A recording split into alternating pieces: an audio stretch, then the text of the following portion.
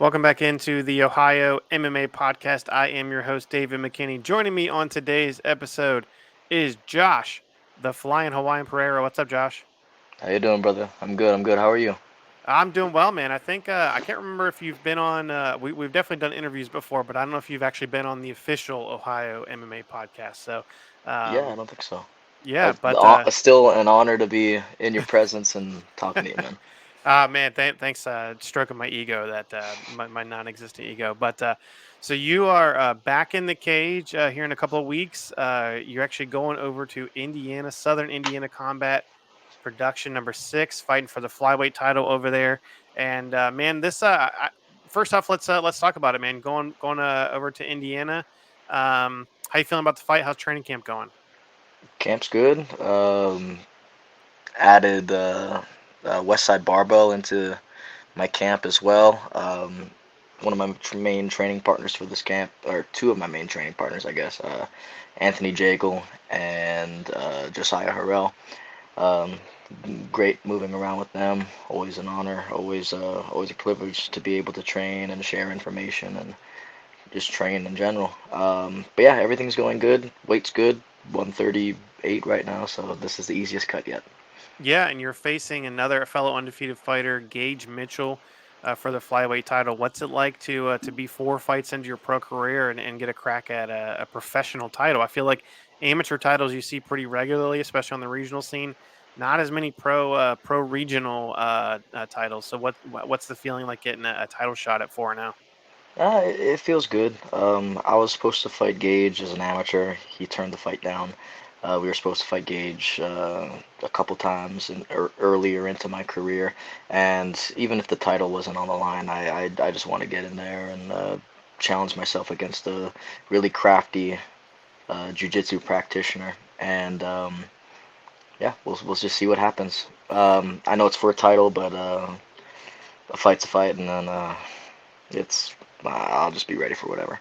Yeah, and one of the interesting things is you're from Ohio. He's from Kentucky, but you're ranked number 1 in Ohio and Kentucky. He's actually ranked number 1 in Indiana. So, what's your thoughts on fighting? Obviously, you guys are both super highly ranked at 125 and two of the best 125 prospects in the area. What's your thoughts on defending that number 1 ranking in Ohio and in Kentucky, and going over maybe add Indiana to the number 1 ranking as well? No, it's cool, you know. Uh, yeah, it's just pretty cool, you know. I've got a lot more to lose for this fight, I think, but uh, a fight's a fight, and I'm just ready to get in there, man. I don't care about who's the best in the Midwest, who's the best in Ohio or Kentucky or Indiana. I just want to get out there and prove it. Because in the end, I don't want to be the best in a singular state. I just want to be the best in the world, or at least one of the best in the world. Yeah, and one other interesting thing, you mentioned he's a good jujitsu practitioner, but he's also competed both pro and amateur in kickboxing as well as pro grappling, and been pretty active in not only MMA but the other components of MMA as well.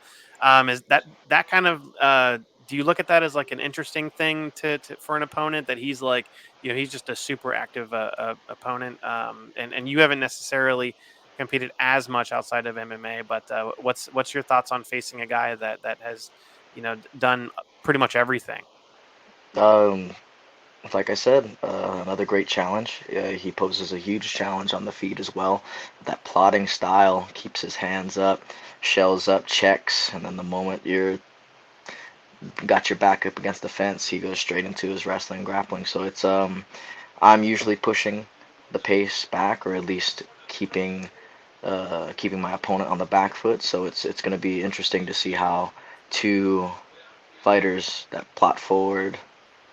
I may be a little slicker on the feet, but he'll take a shot. He'll take two, three, four shots just to get one hard shot off. So it's and especially him being having that opportunity to fight in kickboxing and Muay Thai, working on the singular arts. I'm a huge fan of being able to work, I'll work my striking one day, work my grappling another day, but actually to go out and compete in Muay Thai and come out with a win, or kickboxing coming out with a win, that's a huge win for him, and another component of martial arts in general. So yeah, just excited to see what he brings to the table.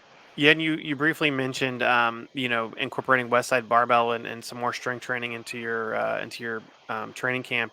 That's I always feel like an interesting aspect of MMA. Of course, your coach Matt Brown, I know, is an early adopter of West Side Barbell being world renowned, not just renowned in the Ohio area. Louis, the late great Louis Simmons is one of the most respected powerlifters of all time, and he was a big MMA fan.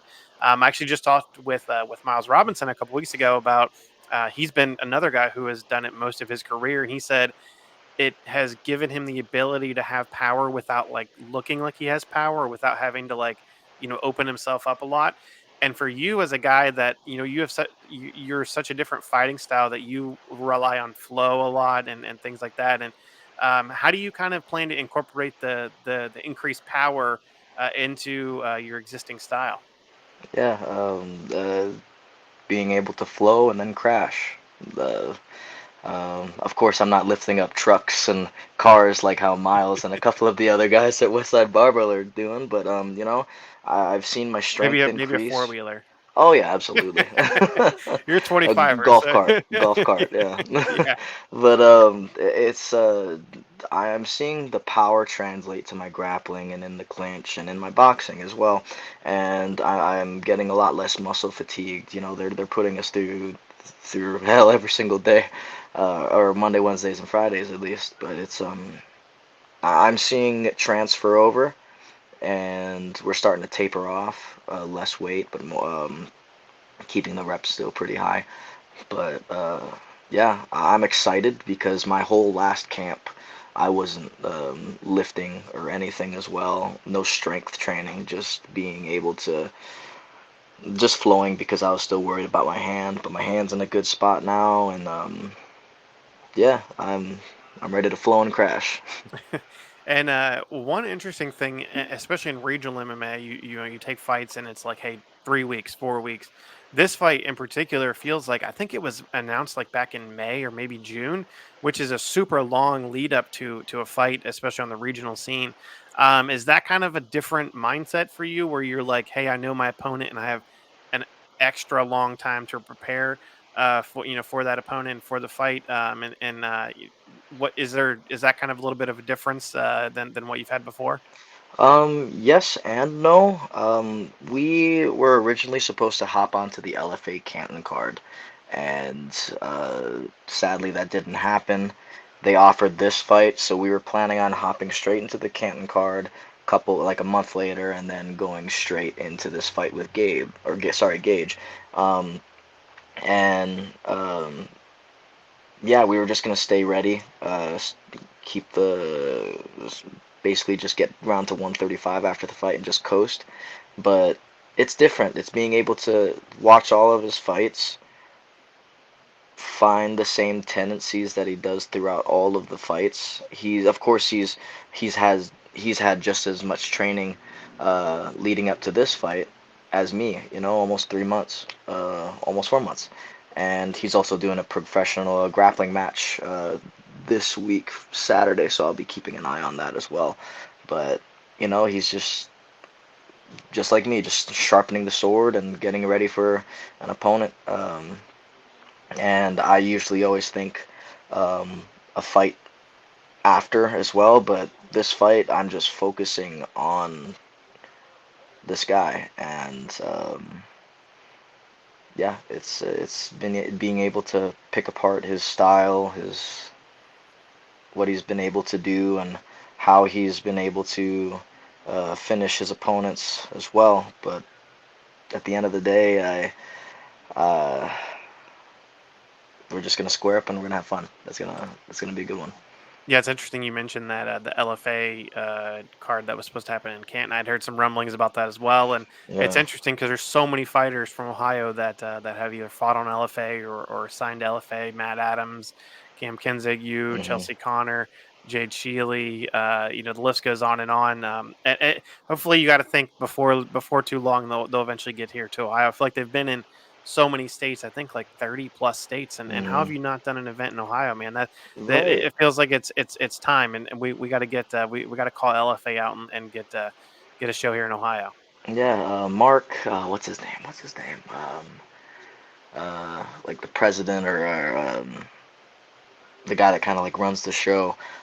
He right after weigh-ins, after I squared off with Jesse Martinelli, he came up to me and he was like, "Hey, we just got our Ohio license, so get ready." I was like, "Oh, okay, cool." So, I heard about the Canton card, and then all of a sudden it didn't happen. So, a little disappointed, but I'm just glad to be training and glad to be fighting. Yeah, and so you talked about him having finishes. You have, you finished all your opponents as well, and that's something that I feel like a lot of times you look at like contender series, things like that, and that's what a lot of people are looking for. Hey, are you finishing fights? And if you're not, are you being exciting at least? Is that something that you think about leading up to a fight of like, man, I have to make sure that I finish this guy. I'm not going for a decision. I mean, that's the age old adage that people say like, don't let it go to the judges because you never know. But is that something that you're actively thinking about? I'm trying to finish every opponent. Um, Not really. Um, uh, I don't actively look for the finish. I kind of let the fight evolve, and if I see an opportunity, I'll capitalize on it fully. Um, those people that usually go for the finish, they sometimes overextend and they themselves get finished or caught or taken down, and the guy is gonna hold them down for however long, um, till the end of the fight, and it ends up being a boring fight. So you just gotta flow, flow, flow. Um, gotta see it happen. So um, I guess one thing that kind of helps me too after a hard training camp, I sit down, I watch kung fu movies and Matrix and all that kind of stuff before a fight. So my techniques are still solid, but I'm just kind of in my head playing these different scenarios of being able to be creative, and I'm always sparring as well, but not hard sparring. So I'm always flowing with all of my teammates and being able to see certain things, and when you drill it enough you don't even have to think about it anymore. So just having fun in there. And if I hit a wheel kick, I'm like, oh, okay, cool, I hit it. Or if I hit I get or my last fight, I was going forward, I was in southpaw, I hit the inside kick from southpaw, drifted back to orthodox. He pops me in the head with a jab, I see the cross right behind it, I pull, I feint to the body with a cross, which brings his hands down, and I crack a left hook over the top. I shift off because I thought he was going to change levels to uh, take me down, and I noticed he was hurt, so I shifted back to orthodox through the knee and followed him down with the ground and pound and followed him back up and got the finish. But it's you can't force it. You have to play that scenario out in training hundreds and hundreds and hundreds of times, so you don't have to think about it. You just react, not to anticipate, but to react. Yeah, and you briefly talked about your training camp, and I know your home base is Immortal Martial Arts Center in Lewis Center, Ohio. Um, but the gym, it seems like you guys are taking off. It feels like you have so many fighters that seem like they're on the cusp. Of course, Cam Kinzig, who's fighting in LFA, Miles Robinson, but then there's also I know a lot of guys cross training there. Josiah Harrell, Jaden Maddox. I know you mentioned Anthony Hmm. Jagle. What's it like being able to be at a gym where you guys are kind of becoming that centerpiece, or that kind of where a lot of great fighters are gravitating toward, and getting the looks of not just the guys who are there every day, but maybe the guys who are there a few days a week. But I don't think I haven't heard about you traveling around too much, but it seems like you just have the ability to stay there and you're getting fresh looks from high level guys all the time. But what's it feel like in the gym? I feel like it's got to feel great of like having so many guys who are all on the cusp, and then even more fighters coming in who are top level as well. Yeah. I just show up, and sometimes, oh shoot, my boy Josiah's here. Oh shoot, being able to move around with Miles, and even Cody Stevens and Dante, Leon, Max Hansen, being able to work with some of the best, if not the best, pound for pound grapplers in the world. I sometimes go up to Stout in Pittsburgh and get work with my friend Lucas Siebert as well. I even go back home sometimes to Hawaii for Hawaii Elite. It's been a while, but I'm looking forward to going back again. Even the UFC BJ Penn gym with Alan Liu.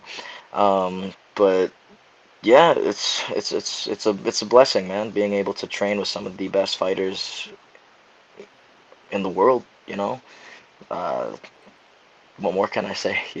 Seeing all of these different looks and different levels of experience, and and taking in what you need and expelling what you do not need, and um, yeah, it's just a huge honor, and yeah, it's just a huge honor. Yeah, and I've talked the last few weeks to some really like experienced pros. I had, as I mentioned, Miles, had Josiah on, and now you. And I like to ask fighters that are experienced. Who do you see coming up behind you? Who's give me a name or two that's like, man, this guy in the gym is going to be dangerous in the next year or two. Ooh, I'd say Gavin Baisden. Shoot, what's his last name? I forget his last name. Gavin, definitely. Yeah, He's an yeah, 85er. Yeah, yeah. he's a monster, man. Like he he's one of the best grapplers I've ever seen, but no one's been able to see his striking yet, and he is an absolute monster.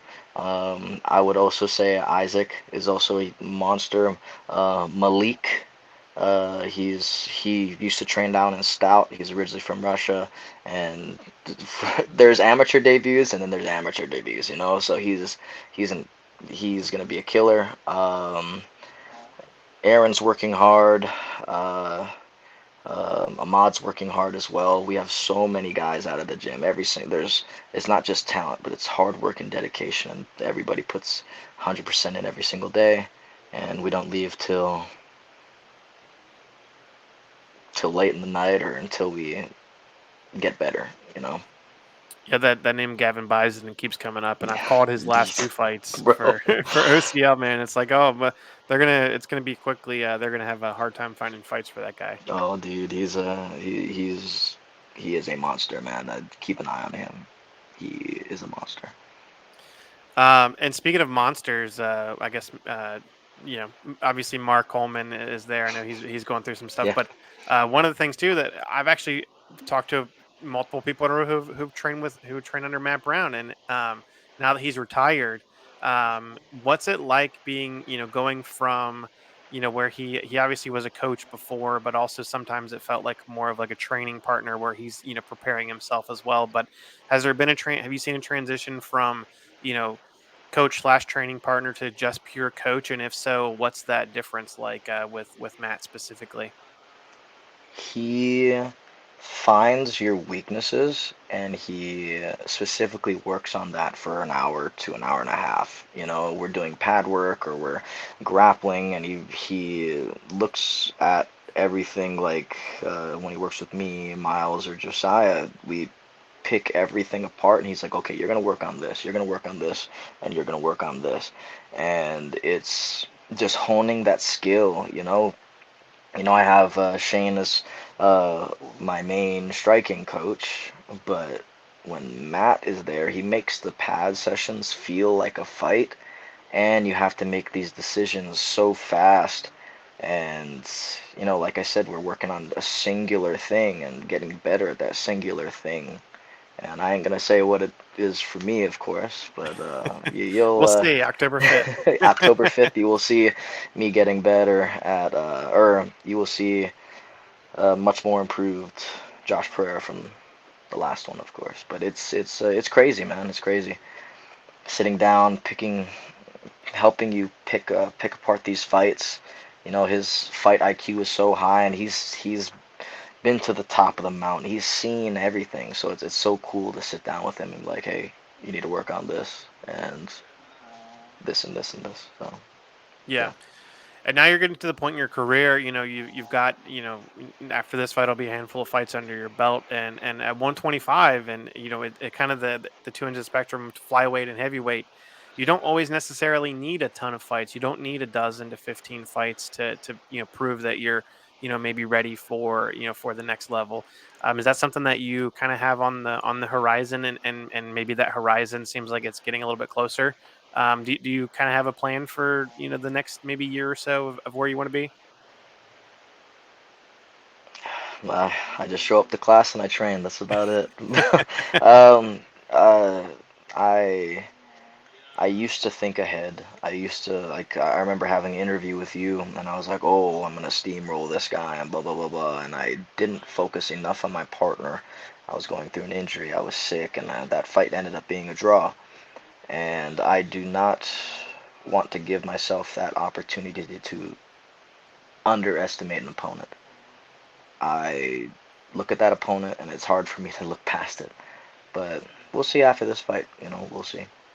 Yeah, I mean that's a very interesting way to look at it, because I feel like a lot of times people start to look too far down the road, and it's like, oh well, you got to look for what is it, you lose the trees for the forest, or whatever that saying is. But Yeah.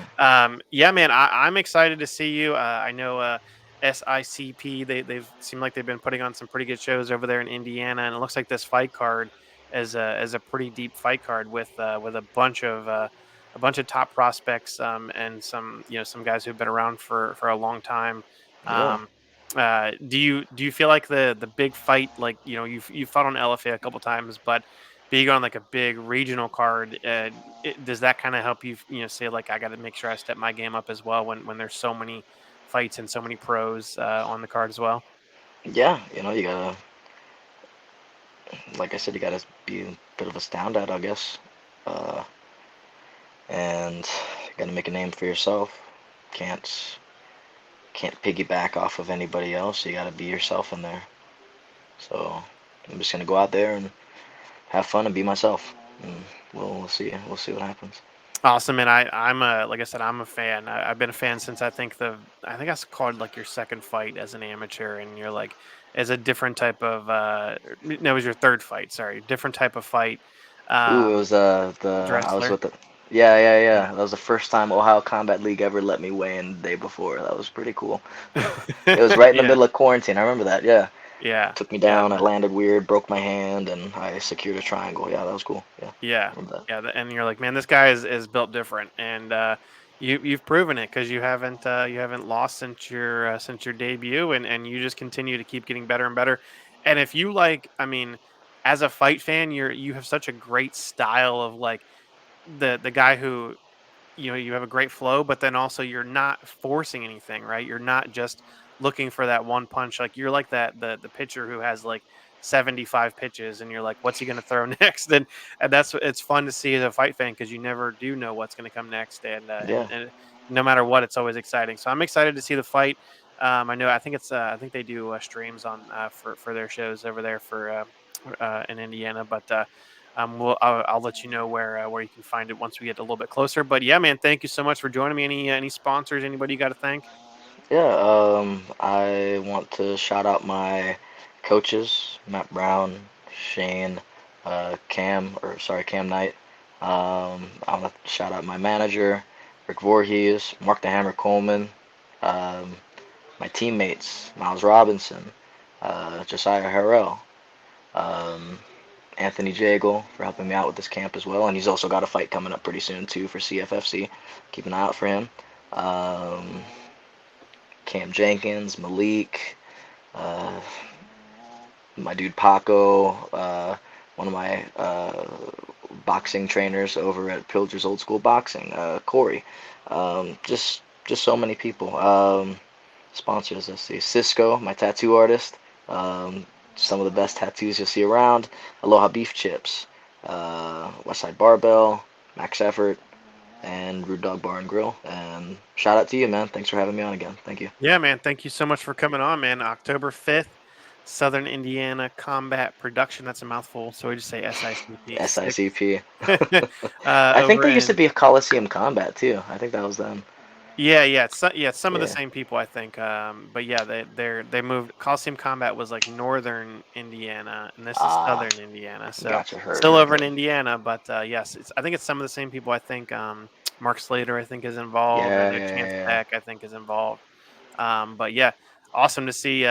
Indiana MMA has always been, well, I covered it back in the bluegrass MMA days when we covered Ohio and Kentucky and Indiana and stuff like that. So awesome to see you fight, and it's going to be a great fight you engaged Mitchell. But yeah, man, thank you so much, Josh Perreira, the Flying Hawaiian. Thank you, brother. Appreciate All you. right, we'll be back next week with another episode.